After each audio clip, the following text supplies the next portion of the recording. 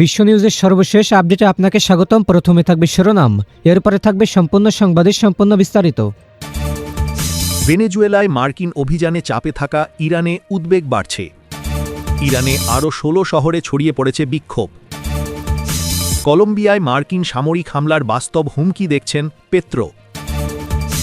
বিক্ষোভে উত্তাল ইরান, নির্বাসিত রেজা পাহলভিকে সাক্ষাৎ দেবেন না ট্রাম্প। তো এতক্ষণ ধরে শুনলেন সংবাদের শিরোনাম, চলুন তাহলে আবার বিস্তারিত জেনে নেওয়া যাক।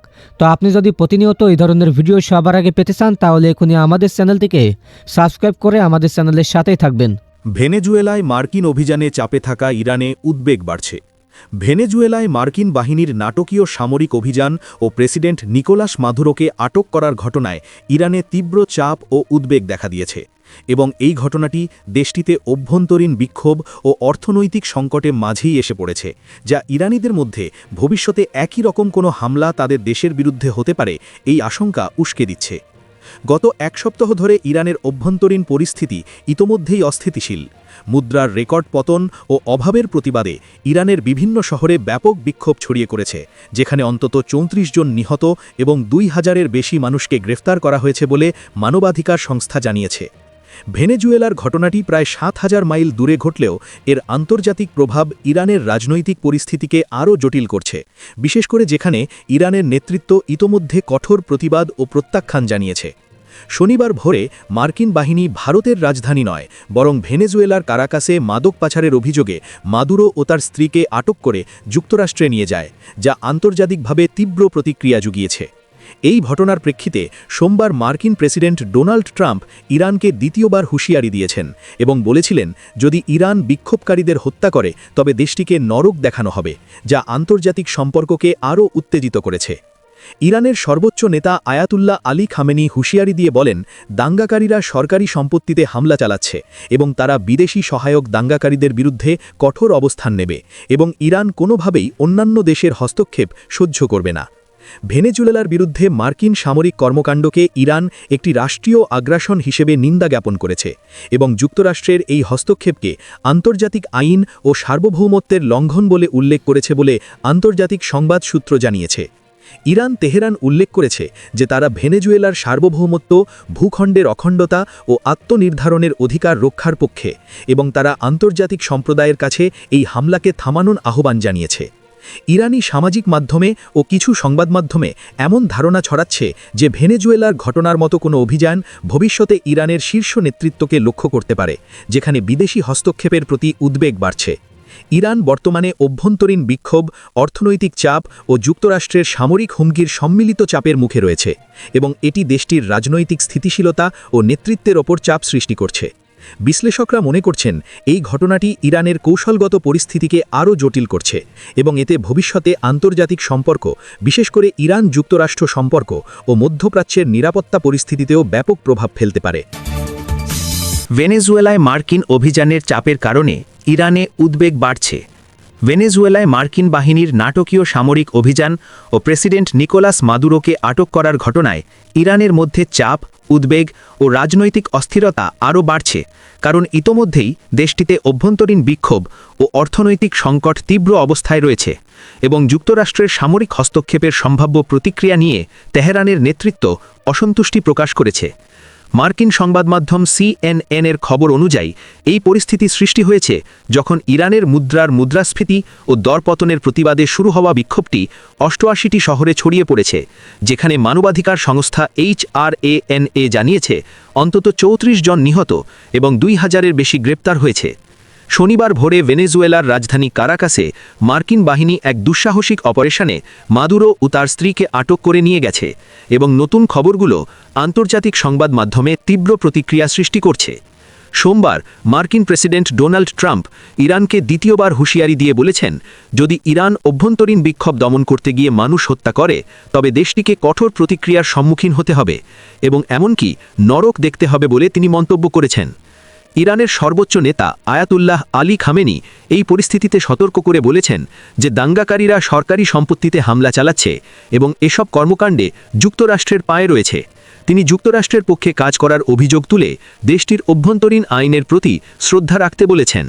খামেনি ট্রাম্পকে দেশের অভ্যন্তরীণ পরিস্থিতি মোকাবিলা করার পরামর্শ দিয়েছেন এবং যুক্তরাষ্ট্রের চাপ ও সমালোচনার প্রেক্ষাপটে ইরান কঠোর অবস্থানে রয়েছে। ইরানের বিরুদ্ধে মার্কিন সামরিক কর্মকাণ্ডকে বিভিন্ন আন্তর্জাতিক পর্যায়ে সমালোচনা করা হয়েছে এবং এটি আন্তর্জাতিক আইন ও সার্বভৌমত্বের লঙ্ঘন বলে উল্লেখ করা হয়েছে। তেহরানের মতে ভেনেজুয়েলার সার্বভৌমত্ব ও ভূখণ্ডের অখণ্ডতা রক্ষার পক্ষপাতী হওয়া উচিত এবং আন্তর্জাতিক সম্প্রদায়কে এই হামলাকে থামানোর আহ্বান জানানো হয়েছে।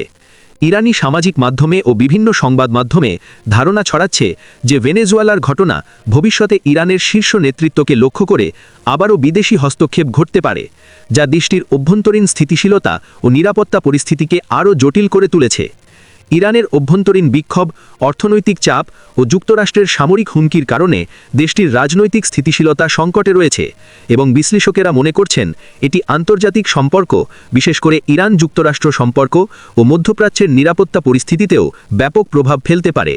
ইরান কর্তৃপক্ষ বিক্ষোভকারীদের বিক্ষোভ ও দাঙ্গা হিসেবে পরিচিত করে কিছু অংশে কঠোর পদক্ষেপ নিয়েছে এবং দাঙ্গাকারীদের বিরুদ্ধে আইনগত ব্যবস্থা প্রসারিত করেছে।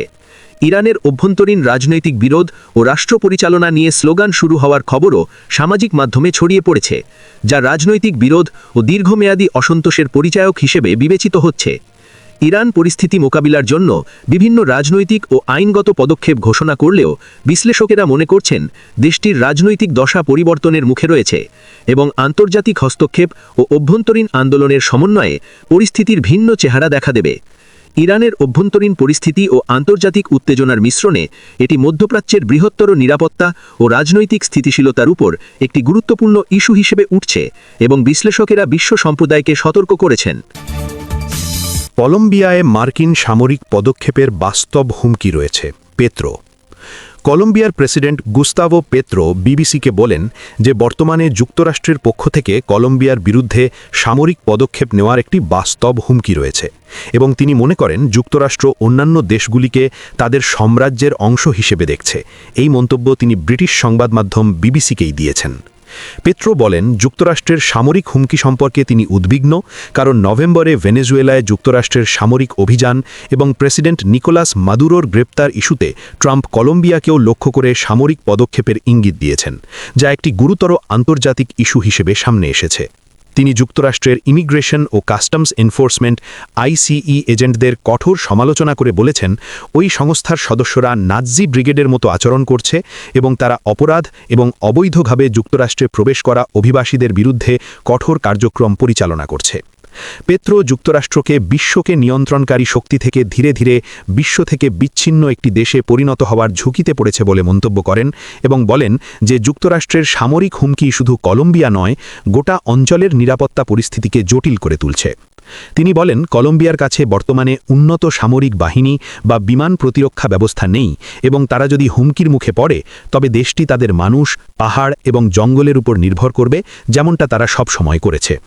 পেত্রো এসব কথা বলেন এমন সময় যখন তিনি বলেন কলম্বিয়ার জন্য শান্তি ও নিরাপত্তা রক্ষাই সবচেয়ে গুরুত্বপূর্ণ এবং তিনি চান এটি সংলাপের মাধ্যমে সমাধান করা হোক, যাতে শক্তি ও অস্ত্রের মাধ্যমে সংঘাত এড়ানো যায়। মেডিকেল বিপদ বা যুদ্ধের পরিবর্তে পেত্রো কলম্বিয়ার মানুষকে ঐক্যবদ্ধ করার কথা বলেছেন এবং বলেন সংলাপ ও কূটনৈতিক আলোচনার মাধ্যমে এই ধরনের হুমকির মোকাবিলা করা উচিত, যাতে আন্তর্জাতিক সম্পর্কের ক্ষেত্রে শান্তিপূর্ণ সমাধান বৃদ্ধি পায়। গত বুধবার সন্ধ্যায় ট্রাম্প ও পেত্রোর মধ্যে 1 ঘণ্টার ফোনালাপে মাদক পাচার, ভেনেজুয়েলা সম্পর্ক এবং কলম্বিয়ায় যুক্তরাষ্ট্রকে ঘিরে পরিস্থিতি নিয়ে আলোচনা হয়, কিন্তু পেত্রো এবং ট্রাম্পের মধ্যে উল্লেখযোগ্য কোনো সমঝোতার ইঙ্গিত পাওয়া যায়নি। ট্রাম্প ফোনালাপ পর ট্রুথ সোশ্যাল প্ল্যাটফর্মে লিখেছেন পেত্রোর সঙ্গে কথোপকথন ছিল বিরাট সম্মান, যদিও পেত্রো সম্পর্কের উল্লেখযোগ্য উন্নতিকে স্বীকার করেননি এবং পরিস্থিতি কঠিন অবস্থায় আছে বলে মনে করেন। পেত্রো বলেন যুক্তরাষ্ট্রের সামরিক সংঘাত ও হুমকি শুধু কলম্বিয়ার সার্বভৌমত্বের প্রশ্ন নয়, বরং এটি ল্যাটিন আমেরিকার অন্যান্য দেশগুলির নিরাপত্তা সম্পর্কেও একটি গুরুতর সংকেত সৃষ্টি করেছে। তিনি যুক্তরাষ্ট্রের সামরিক নীতিকে কঠোরভাবে সমালোচনা করেন এবং বলেন এটি কেবল অপরাধ দমন ও অভিবাসী নীতির পরিধিতেই সীমাবদ্ধ নয়, বরং সশস্ত্র হস্তক্ষেপ ও সামরিক হুমকিতে পরিণত হয়েছে, যা আন্তর্জাতিক স্থিতিশীলতার জন্য উদ্বেগ সৃষ্টি করছে। বিশ্লেষকেরা মনে করেন পেত্রোর এই মন্তব্য বিশ্ব রাজনীতির একটি নতুন বিতর্কের সূচনা এবং এটি কলম্বিয়ার পলিটিক্যাল ভবিষ্যৎ ও আন্তর্জাতিক সম্পর্কের উপর দীর্ঘমেয়াদী প্রভাব ফেলতে পারে। পেত্রোর অবস্থান আন্তর্জাতিক সংবাদ মাধ্যমে গুরুত্বপূর্ণ আলোচনার বিষয় হয়ে দেখা দিয়েছে, কারণ এটি যুক্তরাষ্ট্রের সামরিক নীতি এবং ল্যাটিন আমেরিকার সার্বভৌমত্বের প্রশ্ন তুলেছে। বিশেষজ্ঞরা বলছেন, এই মন্তব্য এবং সামরিক হুমকি ভবিষ্যতে ল্যাটিন আমেরিকার নিরাপত্তা ও কূটনৈতিক সম্পর্ককে নতুনভাবে রূপান্তরিত করতে পারে এবং এটি বিশ্ব রাজনীতিতে একটি গুরুত্বপূর্ণ অধ্যায় হিসেবে বিবেচিত হবে। ইরানে আরও 16 শহরে ছড়িয়ে পড়েছে বিক্ষোভ। ইরানে সরকার বিরোধী বিক্ষোভ আরও বিস্তৃত হয়েছে এবং গত মঙ্গলবারের পর থেকে দেশটির আরও 16টি শহর ও জনপদে বিক্ষোভের ঘটনা নিশ্চিত করেছে বিবিসির প্রকাশিত আপডেট মানচিত্রে দৃশ্যমান হচ্ছে। এর ফলে গত 28 ডিসেম্বর 2025 থেকে শুরু হওয়া আন্দোলন নতুন নতুন এলাকায় ছড়িয়ে পড়ছে বলে খবর পাওয়া গেছে। পূর্বাঞ্চলের জাহেদান শহর, যা পাকিস্তান সীমান্তের কাছাকাছি ও সর্বশেষ বিক্ষোভপ্রবণ এলাকায় যুক্ত হয়েছে। সরকার বিরোধী আন্দোলন মূলত জীবনযাত্রার ব্যয় বৃদ্ধি, মুদ্রার রেকর্ড পতন এবং অর্থনৈতিক দুর্দশার বিরুদ্ধে শুরু হয়েছিল। শুরুতে তেহরানের গ্র্যান্ড বাজার ও দোকানিরা ধর্মঘটে নামে এবং তা ধীরে ধীরে বড় আন্দোলনে রূপ নেয়। বিক্ষোভকারী সাধারণ মানুষেরা সরকারি নীতির বিরুদ্ধে নির্মম ও চরম অবস্থা প্রতিরোধের দাবিতে রাস্তায় নেমে বিভিন্ন শহর ও অঞ্চলে সমাবেশ ও স্লোগান বের করছে এবং তাদের মধ্যে বিভিন্ন শহরের বাজার বন্ধ হয়ে গেছে। এই বিক্ষোভে নিরাপত্তা বাহিনীর সঙ্গে সংঘর্ষের সময় কাঁদানে গ্যাস, পানি কামান ও লাঠিচার্জ সহ বিভিন্ন কঠোর পদক্ষেপ প্রয়োগ করা হয়েছে বলে আন্তর্জাতিক গণমাধ্যমগুলোর ভিডিও ও প্রত্যক্ষদর্শীর ছবি থেকে জানা গেছে। ইরানের সরকার সম্প্রতি দেশব্যাপী ইন্টারনেট ও ফোন পরিষেবা সংকোচনের মাধ্যমে ডিজিটাল ব্ল্যাকআউট ঘোষণা করেছে, যাতে যোগাযোগ বিচ্ছিন্ন হয়ে গণ আন্দোলনের তথ্য অন্তর্দেশীয়ভাবে বাইরে প্রচার কমাতে চেষ্টা করা হচ্ছে। বাংলাদেশ থেকে ছড়িয়ে আসা আন্তর্জাতিক প্রতিবেদনগুলোতে বলা হয়েছে, এই ব্ল্যাকআউটটি ইরানের বিভিন্ন শহর যেমন তেহরান, ইস্পাহান, মাশহাদ এবং আরও বেশ কয়েকটি এলাকায় প্রভাব ফেলেছে এবং সাধারণ নাগরিকেরা আন্তর্জাতিক নেটওয়ার্কের মাধ্যমে তথ্য আদান প্রদান করতে সমস্যায় পড়ছে। মানবাধিকার ও পর্যবেক্ষণ সংস্থাগুলো জানিয়েছে যে বিক্ষোভ চলাকালীন নিহত ও গ্রেপ্তার লোকের সংখ্যা দিন দিন বাড়ছে এবং বিভিন্ন শহরে সদস্যদের নিরাপত্তা বাহিনীর কঠোর ব্যবহারের কারণে হতাহতের ঘটনা ঘটেছে। সরকার বিরোধী বিক্ষোভ শুধু বড় শহরেই সীমাবদ্ধ না থেকে মধ্য ও দক্ষিণ ইরানের অনেক মাঝারি ও ক্ষুদ্র শহরেও ছড়িয়ে পড়েছে, যার ফলে আন্দোলনের বিস্তার দেশের গুরুত্বপূর্ণ রাজনৈতিক ও সামাজিক পরিস্থিতির প্রতিফলন করছে। বিশেষজ্ঞরা বলছেন, অর্থনৈতিক পরিস্থিতি ও মুদ্রার মূল্য প্রতিষ্ঠানের পতন ইরানের জনগণের মধ্যে দীর্ঘদিনের হতাশা ও অসন্তোষকে তীব্র করে তুলেছে এবং এটি বিক্ষোভের মূল প্রেরণা হিসেবে কাজ করছে। আন্তর্জাতিক পর্যবেক্ষকরা মন্তব্য করেছেন, ইরানের বিক্ষোভগুলো শুধু অর্থনৈতিক সমস্যার প্রতিবাদ নয়, বরং দীর্ঘদিন ধরে চলমান রাজনৈতিক অসন্তোষ ও সরকার জনগণের মধ্যে আস্থা সংকটের প্রতিফলন, যেখানে ধর্মীয় শাসক গোষ্ঠীর বৈধতা নিয়েও প্রশ্ন উঠছে। বিশ্বজুড়ে প্রায় বিভিন্ন গণমাধ্যম ও মানবাধিকার সংগঠন থেকে পাওয়া তথ্য অনুযায়ী বিক্ষোভ ও হরতালের কারণে ব্যবসা প্রতিষ্ঠান ও শিক্ষা প্রতিষ্ঠানগুলো বন্ধ হচ্ছে এবং লোকজন কর্মস্থলে অংশ নিতে পারছে না। অনেক বিশ্লেষক মনে করেন, ইরানের সরকার ডিজিটাল যোগাযোগ সীমিত করার মাধ্যমে তথ্য প্রবাহ নিয়ন্ত্রণের চেষ্টা করছে, যাতে বিক্ষোভের সংগঠনে বাধা সৃষ্টি করা যায় এবং আন্তর্জাতিক সম্প্রদায়ের নজর আকর্ষণ কম হয়। রিপোর্টে দেখা গেছে, ইন্টারনেট ব্ল্যাকআউটের কারণে মোবাইল ও ইন্টারনেট সার্ভিস প্রায় সারা দেশ জুড়ে বন্ধ বা সীমিত হয়েছে এবং এই পদক্ষেপ নিরাপত্তা বাহিনীর সমাবেশ নিয়ন্ত্রণের কৌশলের অংশ হিসেবে ব্যবহার হয়েছে। ইন্টারনেট ও ফোন পরিষেবা বন্ধ থাকায় সাধারণ মানুষের মধ্যে ভয় ও বিভ্রান্তি বৃদ্ধি পেয়েছে এবং তারা একে রাজনৈতিক আন্দোলন দমন ও সংবাদ পরিবেশ নিষ্কাশনের একটি কৌশল হিসেবে অনুভব করছে। এদিকে আন্তর্জাতিক সম্প্রদায় ইরানকে মানবাধিকার ও অভিব্যক্তির স্বাধীনতার প্রতি সম্মান দেখাতে আহ্বান জানিয়েছে এবং পরিস্থিতি সম্পর্কে স্বচ্ছ প্রতিবেদন ও নিরপেক্ষ তদন্তের দাবি তুলেছে।